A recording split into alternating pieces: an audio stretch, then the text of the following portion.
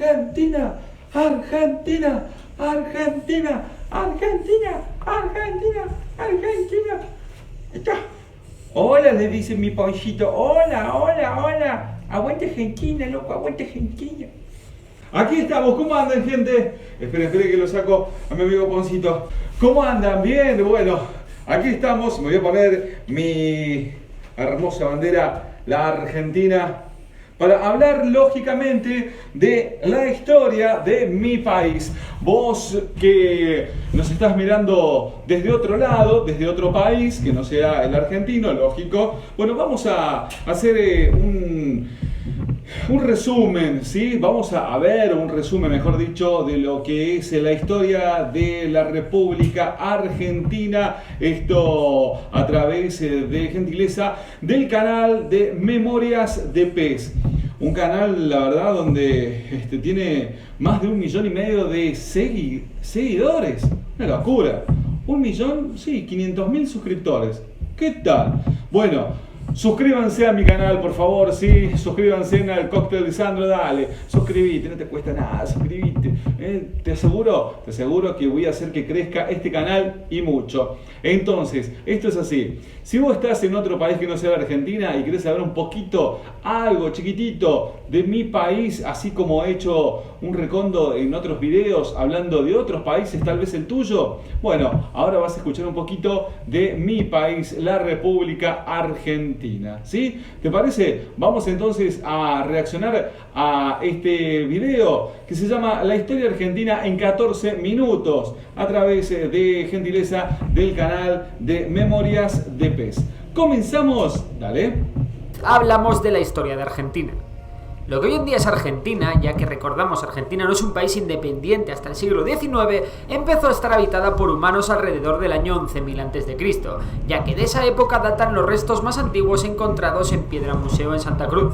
Aparentemente, Bien. Estos humanos se dedicaban principalmente a la caza. Bueno, todos los datos, lógicamente, del comienzo, pero allá a lo lejos del propio país de uno, uno por ahí no lo va a tener exacto, ¿sí? Me gusta la historia argentina, la conozco lógicamente, pero por ejemplo, este dato de que los primeros pobladores de esta región del sur de América data del año 11.000 a.C., no lo tenía, y dice que se registra en la provincia de Santa Cruz.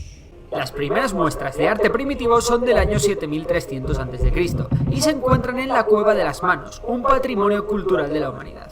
Allí se pueden ver pinturas de manos y guanacos estampadas en las paredes. ¡Wow! Poco a poco se fueron habitando diversas zonas de la Argentina actual y surgieron asentamientos permanentes. Según la zona, las tribus y pueblos tenían diferentes formas de sobrevivir.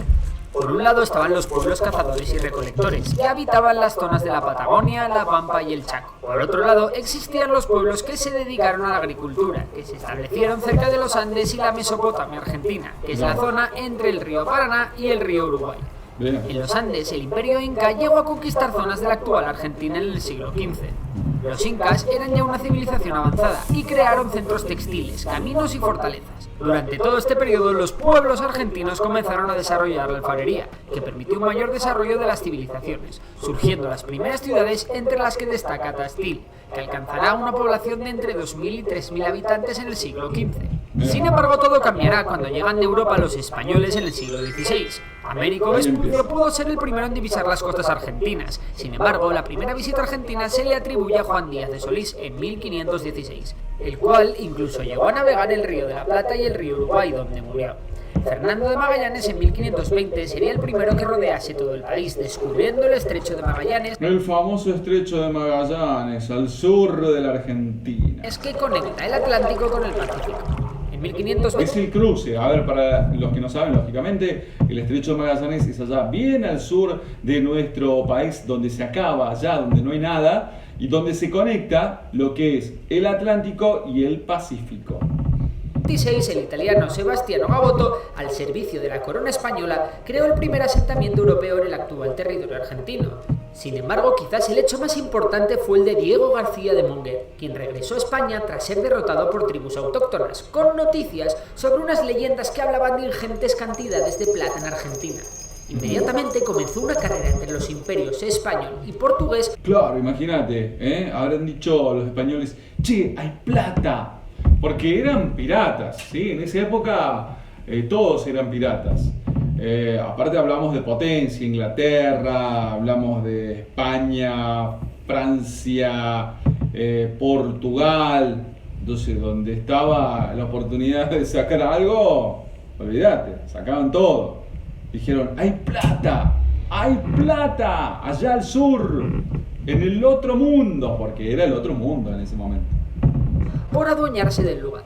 En 1573, Juan de Garay funda Santa Fe, en lo que ya de aquella se conocía como el Argentino Reino, y a sus primeros pobladores se les conocerá como argentinos. Santa Fe y las ciudades que se fundarán posteriormente se construirán siguiendo la teoría renacentista. Durante el siglo XVI también se fundan otras ciudades como Córdoba o Buenos Aires. Desde 1512, la monarquía española prohibió la esclavitud y legisló contra los malos tratos a los indígenas, otorgando a los indígenas la condición de ciudadanos. Sin embargo, en la práctica sí existieron muchos excesos con la población local. Por otra parte, a partir del siglo XVI comenzó la colonización de Argentina, especialmente llevada a cabo por los jesuitas. La colonización consistía en imponer la cultura española, la educación, el idioma y la religión cristiana a los indígenas. En 1613 se fundó la Universidad de Córdoba del Tucumán, que fue la primera universidad argentina. Y ya en 1617 fue creada la gobernación del Río de la Plata, dependiente del virreinato del Perú. Los jesuitas. Hago un paréntesis, no sé si lo voy a decir más adelante, pero lo digo ahora. Mencionaba a Buenos Aires, Córdoba, de las primeras ciudades en Argentina, pero la madre de ciudades en la República Argentina, y se la conoce así como la madre de las ciudades, es Santiago del Estero, la madre de las ciudades, ¿sí? Es la primera, lo digo por dudas. Los jesuitas también llevaron las misiones a los territorios guaraníes, que básicamente eran pueblos autogestionados por los guaraníes y supervisados por los jesuitas, que comerciaban con su excedente entre sí, creando un importante desarrollo económico en la zona. Por otro lado, muchos colonizadores hicieron una gran fortuna a base de hacerse con extensas tierras. En 1767 se llevó a cabo la expulsión de los jesuitas del Imperio Español, que resultó un duro golpe para la economía y la educación argentina. En 1776 se estableció el Virreinato de Río de la Plata, cuyo primer virrey fue don Pedro de Ceballos.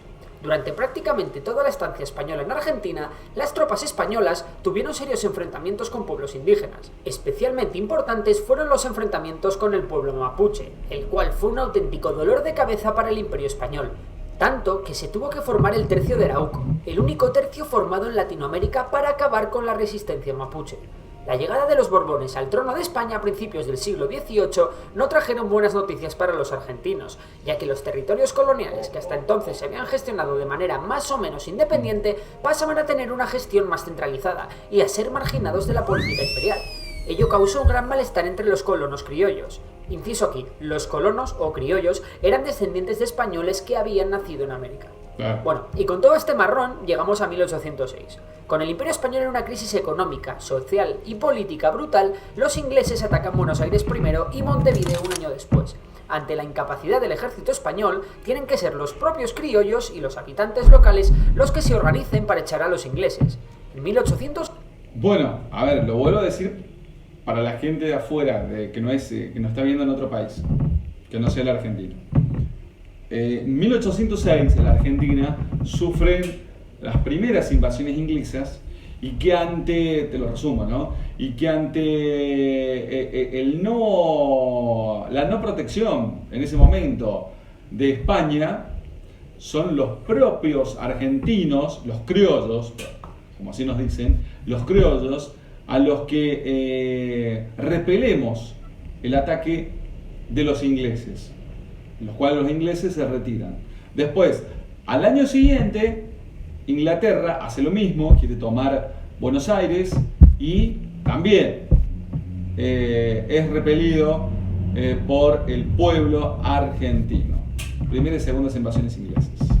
1808, Francia invade España. Así que recapitulemos. España trata a Argentina como una colonia y la perjudica en sus intereses comerciales. España no es capaz de defender los territorios argentinos. Y por si fuera poco, Francia había invadido España. Pues con todo eso, la reacción argentina no se hizo esperar. Claro, dijimos, wow, ya que Napoleón, allá en Europa, había invadido España, porque la idea, si no me equivoco, era que Napoleón invadiera Portugal, le pide permiso a los reyes de España para pasar hacia Portugal, y es allí donde caen los reyes de España, ¿no? Entonces, en ese momento, que las noticias no es como ahora, que hubiese sido, aunque sea con un mensajito de WhatsApp, che, mira, pasó esto, o está pasando tal cosa, listo, no, pasaron 2 años desde la caída de los reyes de España, ya en 1808, por Napoleón, hasta que se enteraran acá en Sudamérica, pasaron 2 años.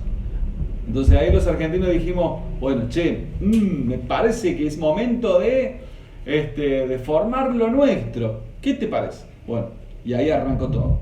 El 25 de mayo de 1810 hubo una revolución que triunfa y destituye al virrey y se crea la primera Junta Patria del Gobierno.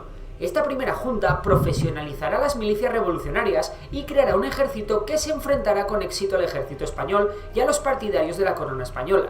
Finalmente, el Congreso, reunido en Tucumán en 1816, proclamó la independencia de lo que entonces se llamó las Provincias Unidas del Río de la Plata. Estos revolucionarios también fueron claves en la independencia de Chile, de la que ya hablaremos otro día.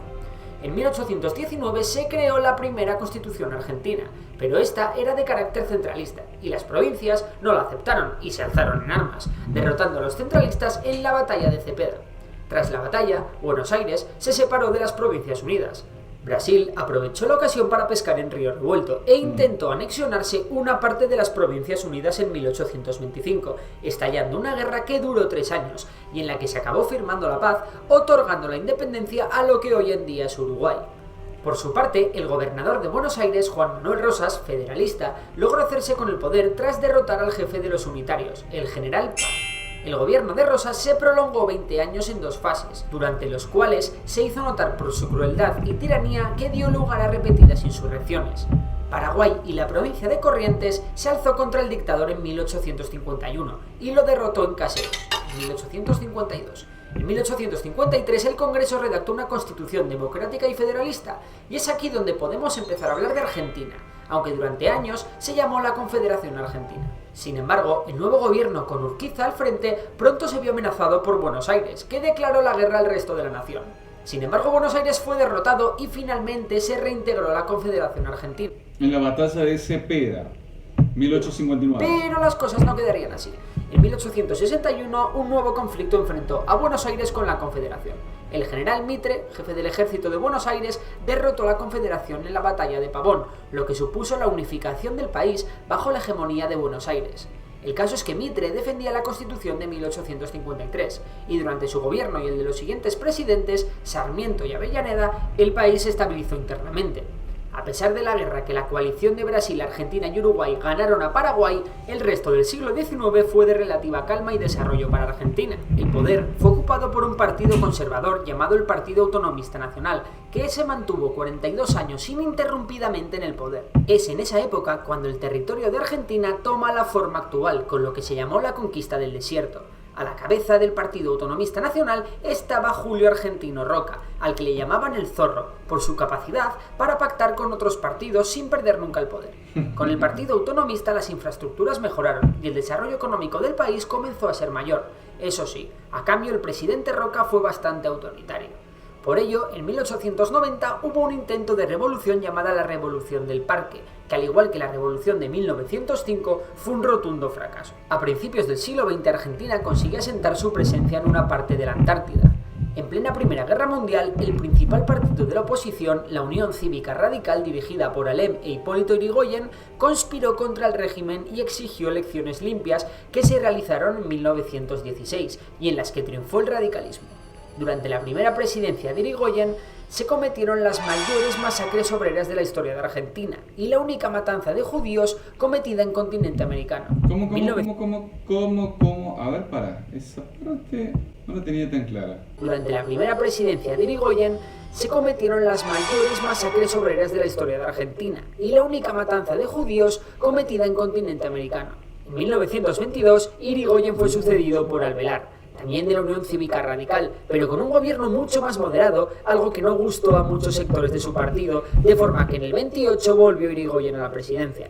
Argentina se había vuelto un país rico y próspero, pero el crack de 29 pegó muy duro al país. Primero porque su industria estaba muy expuesta, y segundo porque se había creado un gran entramado de corrupción.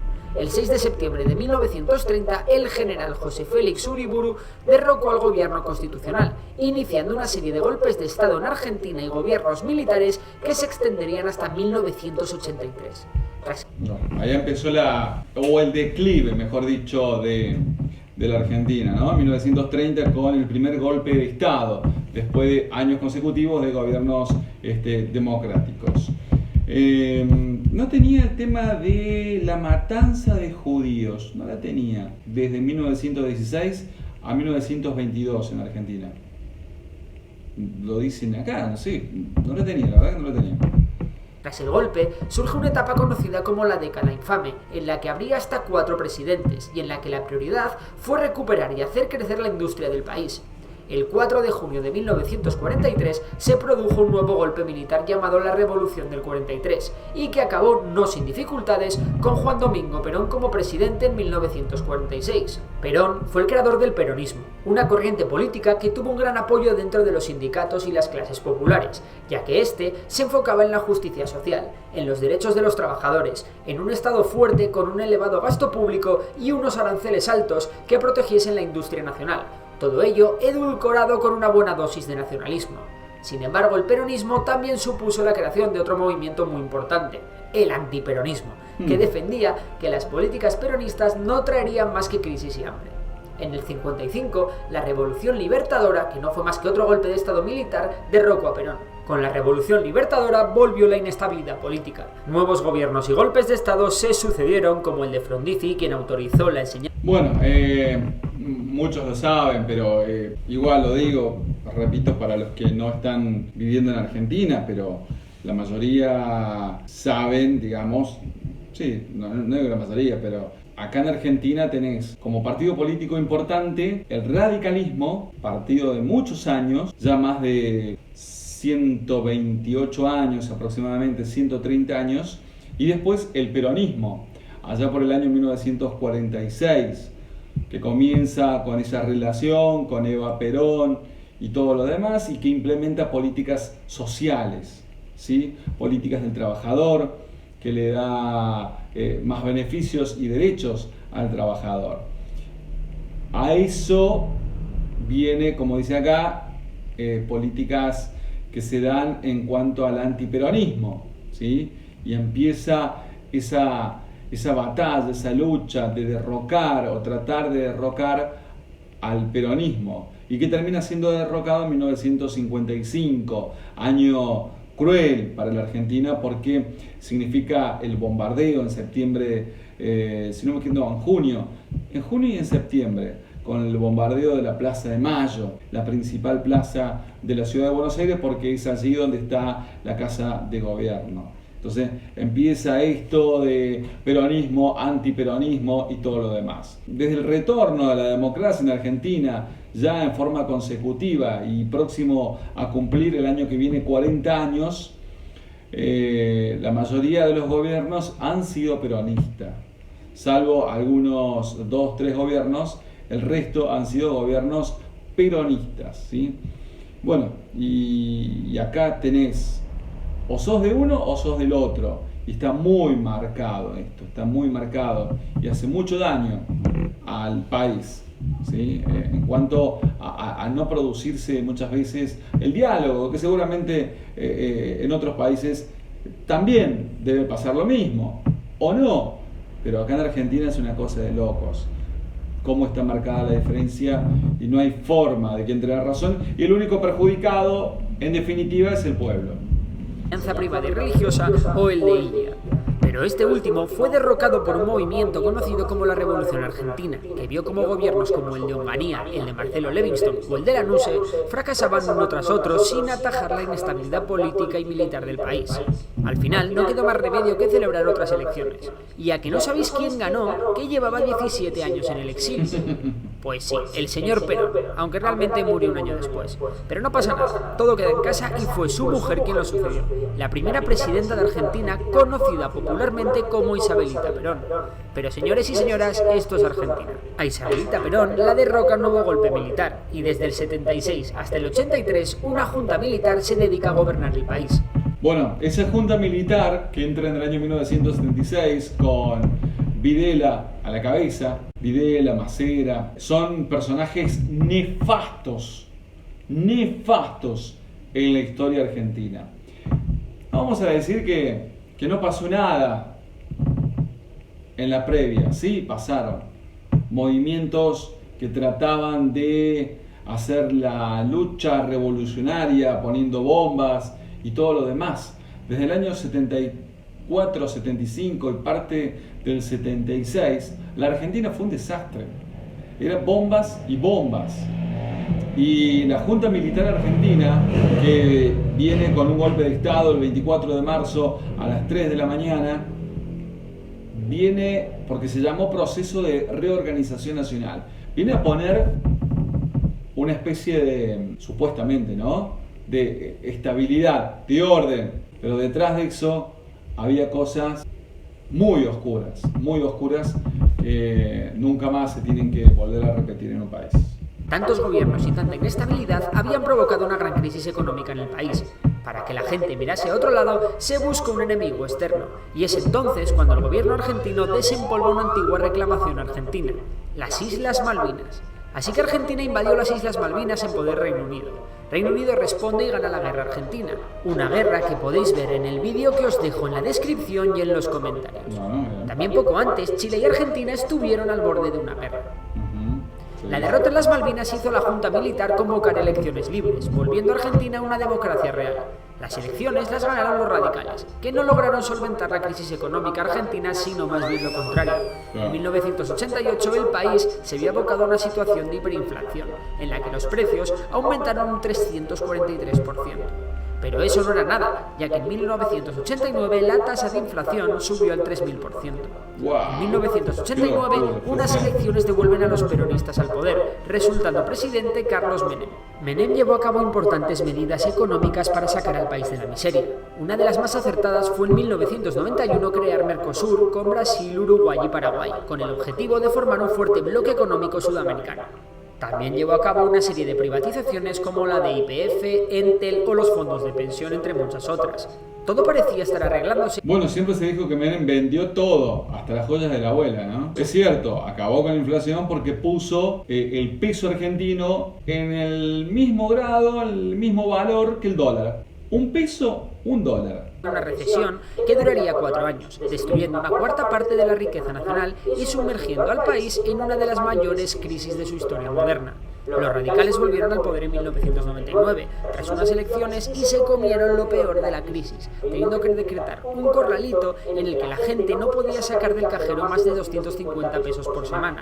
A ver, ¿sabes lo que era el corralito para vos que estás en otro país? El corralito acá en Argentina significó que vos no podías sacar tu propia plata que tenías en el banco, no la podías sacar. Y como dice acá, solamente 250 pesos semanales. Había gente que necesitaba sacar la plata para hacer un tratamiento por su salud y no pudo hacerlo y se murió. Me acuerdo de un periodista deportivo, Horacio García Blanco, fue uno de ellos. Fue caótico en ese momento, año 99, en realidad fue a fines del 2001, pero el gobierno que asume en el 99. Haciendo violentas protestas y saqueos en todo el país. La política no se estabilizó hasta la vuelta del peronismo de la mano de Néstor Kirchner, al que sucedió su mujer Cristina Fernández de Kirchner, y con ellos volvieron las privatizaciones y el proteccionismo. A Cristina la sucederá Mauricio Macri, un liberal que tenía como lema pobreza cero, derrotar el narcotráfico y unir a los argentinos. pero me parece que ninguna de las tres.